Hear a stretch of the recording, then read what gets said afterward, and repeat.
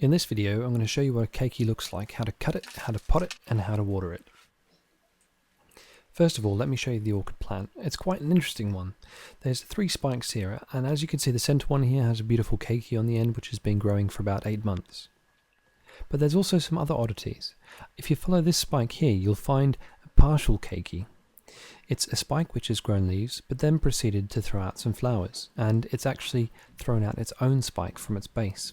So I'm not sure what will happen with this one, but I'm going to watch it carefully because it is a very strange deformity in this plant. And there's another one of these partial keikis here. It's come off the main spike, then it branches out into a sub-spike, and then there's a leaf. If you follow up the spike a little further, there's another leaf, and then there's a whole bunch of flowers. And there are a lot of flowers on this spike. It's actually quite a spectacular spike, but it's not a normal typical spike. It's a partial keiki, and it started life as a keiki.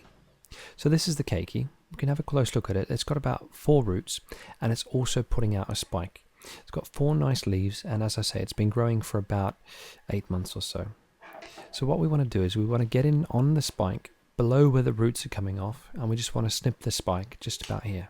Some people do twist them off, but I prefer to cut the actual spike. So this is what the keiki looks like when it's taken off the plant. So as you can see, it's got 4 very nice leaves and 4 very healthy roots. It also has its own spike, and if you were taking my recommendation, you would cut that off because I'm not sure it has enough energy to sustain that spike. But because this is an experiment, I'm leaving the spike on. So you can see here, this is where the spike from the mother plant was. That's where we chopped it off. But it's quite a neat, cute little unit. So next we need an orchid pot, and we need some orchid bark. So this is just a nice bark mix, and we need to fill the pot about 1/3 to a halfway full of bark before we can put the keiki in. Obviously it doesn't have many roots yet, so we just need to pad the pot out.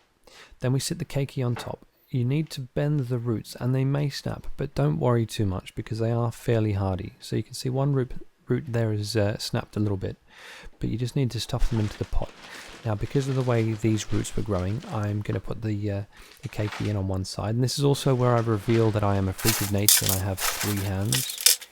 But just pack the bark in around the keiki, and as I said, it will be towards the edge of the pot in this case because that's just how the roots actually formed. You need to make sure that the plant is nice and sturdy, so just be fairly forceful without being too forceful when you're putting the bark in. So there she is, nicely potted up.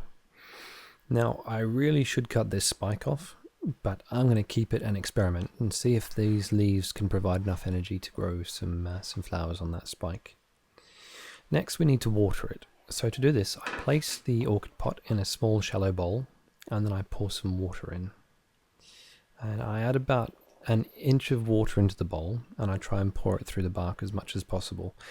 But if you've got a jug, trust me, it will work better than using a pint glass.